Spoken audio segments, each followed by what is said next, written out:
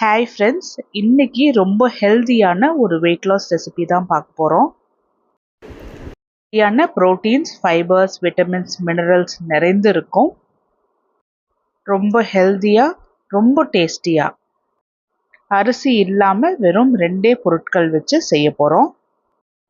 எனக்கு நிறைய கமெண்ட்ஸ் வருது, அரிசி சேர்த்தாத ரெசிபிஸ் டெய்லி அப்லோட் பண்ணுங்க, எங்களுக்கு ரொம்ப யூஸ்ஃபுல்லாக இருக்குது அப்படின்னு கேட்டிருக்கீங்க.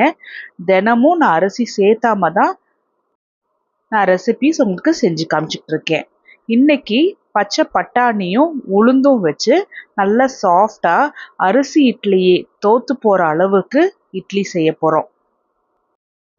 இந்த இட்லி ரெடி பண்ணுறதுக்காக 1 டம்ளர் பச்சை பட்டாணி, 1 டம்ளர் உளுந்து நேற்று காலையிலேயே நான் 2த்தையும் தனித்தனியாக கழுவிட்டு 8 மணி நேரம் ஊற வச்சுருக்கேன். நேற்று நைட்டு இது 2த்தையுமே தண்ணியிலேருந்து வடித்து எடுத்துட்டு மிக்சி ஜாரில் போட்டு நல்லா நைஸாக க்ரீமியாக அரைச்சிட்டு வந்திருக்கேன். இது 2மே சேர்த்து அரைச்சிட்டு வரும்போது அவ்வளோ க்ரீமியாக இருக்கும். இதை மூடி வச்சுட்டு நைட்டு ஃபுல்லாக புளிக்க வச்சிடலாம். கடாயில் 2 டேபிள் ஸ்பூன் நல்லெண்ணெய் ஊற்றிட்டு எண்ணெய் சூடான உடனே 1/4 டீஸ்பூன் கடுகு, 1/4 டீஸ்பூன் ஜீரகம், ஸ்பூன் உளுத்தம்பருப்பும் போட்டு நல்லா பொரிஞ்சதுக்கு அப்புறமா சின்னதாக கட் பண்ணி வச்சுருந்த கருவேப்பிலையும் போட்டு கருவேப்பிலையும் நல்லா லைட்டாக முருகல் போல் வறுத்தெடுத்துக்கணும். இது கூடவே 3 பச்சை மிளகா சின்னதாக கட் பண்ணி எண்ணெயிலேயே நல்லா ஃப்ரை பண்ணது போல் எடுத்துக்கணும். இது போல் செய்யும்போது பச்சை மிளகா காரம் அடிக்காது. பச்சை மிளகாவும் நல்லா வறுபட்ட உடனே ஒரு நார்மல் சைஸ் வெங்காயத்தை நல்லா பொடுசாக கட் பண்ணி இதுவுமே பச்சை மிளகாவோட சேர்த்தி நல்லா வறுத்தது போல எடுத்துக்கணும்.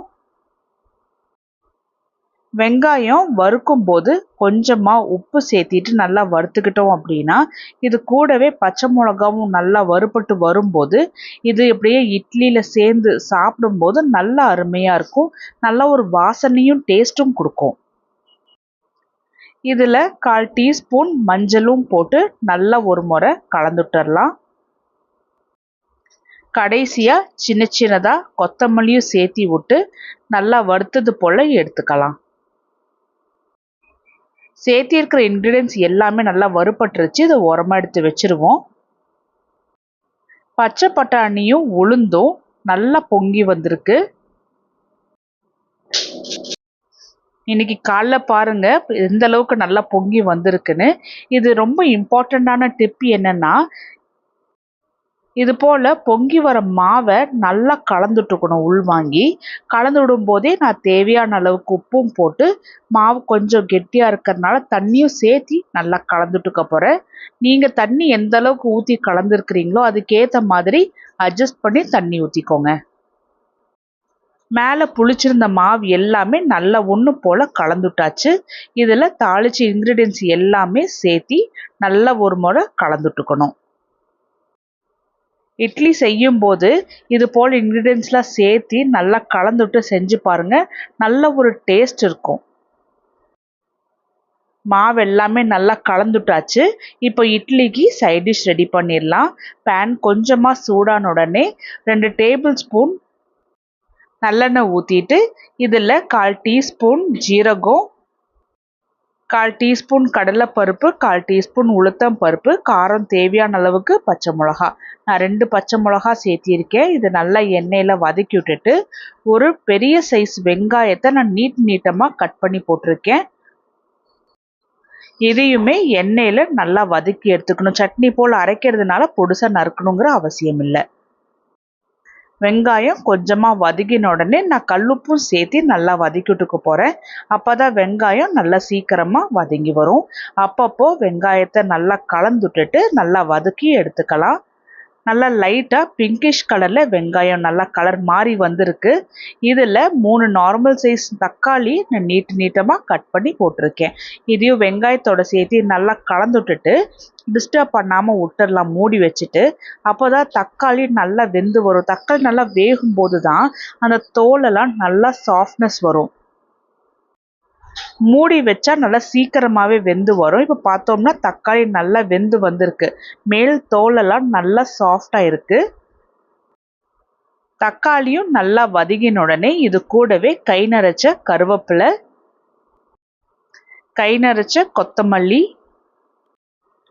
ஒரு துண்டு இஞ்சி, 1/4 டீஸ்பூன் மஞ்சள், 1/4 டீஸ்பூன் பெருங்காயத்தூள். கருவேப்பிலை கொத்தமல்லியும் வெங்காய தக்காளியோட சேர்த்து நல்லா கலந்துட்டுக்கணும். கருவேப்பிலை கொத்தமல்லி வெங்காயம் தக்காளி எல்லாமே நல்லா ஒன்று போல வதங்கி வந்தாச்சு. கடைசியா இதில் சின்ன துண்டு புளியும் ஒரு துண்டு தேங்காவை சின்ன சின்னதாக கட் பண்ணி சேர்த்தி ஒரு முறை நல்லா கலந்துட்டுக்கணும். புளியும் தேங்காவோட சேர்த்தி சட்னிக்கு தக்காளி வெங்காயம்லாம் வதங்கணுங்கிற அவசியம் இல்லை. அதனால் ஃப்ளேமை ஆஃப் பண்ணிவிட்டு நல்லாவே ஆற வச்சிடலாம் கிண்டி விட்டுட்டு. வெங்காயம் தக்காளி நல்லா ஆறுனதுக்கு அப்புறமா மிக்சி ஜாருக்கு ட்ரான்ஸ்ஃபர் பண்ணிவிட்டு தேவையான அளவுக்கு தண்ணி ஊற்றி நல்லா அரைச்சி எடுத்துகிட்டு வந்துடலாம். நான் ரொம்ப தண்ணியாக அரைக்க மாட்டேன். எப்போவுமே கொஞ்சம் செமி கிரேவி கன்சிஸ்டன்சியில் நல்லா திக்காக தான் அரைச்சி எடுத்துகிட்டு வந்துடுவேன். இட்லி பாத்திரத்தில் கொதிக்கிறதுக்கு தண்ணி வச்சுட்டு இட்லி பிளேட்டில் கொஞ்சமாக எண்ணெய் ஊற்றி எல்லா குழிக்குள்ளேயுமே எண்ணெய் நல்லா தடவி விட்டுக்கலாம். அப்போ தான் இட்லி நல்லா ஈஸியாக டீமோல்ட் பண்ணி எடுத்துடலாம். இட்லி பிளேட்டில் கொஞ்சம் கொஞ்சமாக ரெடி பண்ணி வச்சுருந்த மாவை ஊற்றிடலாம். தண்ணி நல்லா கொதிச்சதுக்கு அப்புறமா இட்லி பிளேட்டை வச்சு மூடி வச்சுட்டு 10 நிமிஷம் நல்லா வேக வச்சுட்டு அதுக்கப்புறமா ஆஃப் பண்ணிவிட்டு ஒரு 5 நிமிஷம் சூடு ஆறத்துக்கு அப்படியே வச்சுட்டு அதுக்கப்புறமா இட்லி பிளேட்டை எடுத்துடலாம். இட்லி நல்லா வெந்திருக்கான்னு செக் பண்ணி பார்த்துட்டு அதுக்கப்புறமா எடுத்துக்கோங்க. இட்லி நல்லா சூப்பராக சாஃப்டாக ஸ்பாஞ்சியாக வெந்து வந்திருக்கு. இன்றைக்கி நான் இந்த ஸ்பாஞ்சியான இட்லியை ரெடி பண்ணி வச்சுருந்த கார சட்னியோடு தான் சாப்பிட போகிறேன். இது போல் இட்லி செஞ்சு சாப்பிட்டுட்டு வந்தோம் அப்படின்னா அரிசி இட்லியவே மறந்து போயிடுவோம். ஏன்னா அந்த அளவுக்கு நல்ல சாஃப்டாக ஸ்பாஞ்சியாக வாயில் வச்ச உடனே கரைஞ்சி போகிற அளவுக்கு இருக்கும். நல்ல மணமாகவும் இருக்கும். இது வெயிட் லாஸ் பண்ணுறோம் இல்லை டயபெட்டிக்ஸ் பேஷண்ட்ஸ் மட்டும் இல்லை, வீட்டில் இருக்கிற எல்லாருமே விரும்பி சாப்பிட்லாம். ஏன்னா ப்ரோட்டீன்ஸ் ஃபைபர்ஸ் எல்லாம் விட்டமின்ஸ் மினரல்ஸ் எல்லாமே இருக்குது. ட்ரை பண்ணி பார்த்துட்டு சொல்லுங்கள்.